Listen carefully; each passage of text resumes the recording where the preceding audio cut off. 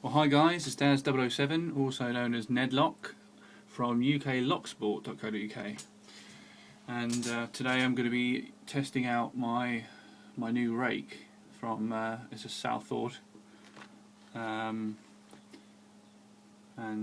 southord tension wrench, which all comes from the PXS 14 southord pickset. And I'm quite keen on my rakes, you know, for quick entry and padlocks and stuff like that. So just going to give this little beast a go. Going to be testing it out on a tri-circle today. I don't have a key with this.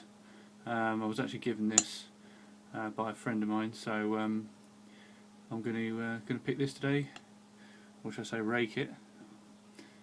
So let's lock it up and give it a go. Okay. It's a tri-circle. It says 263 on the back of it, whatever that is. It's not a particularly big padlock, so I think it's about 30mm maybe, something like that. Let's give it a go.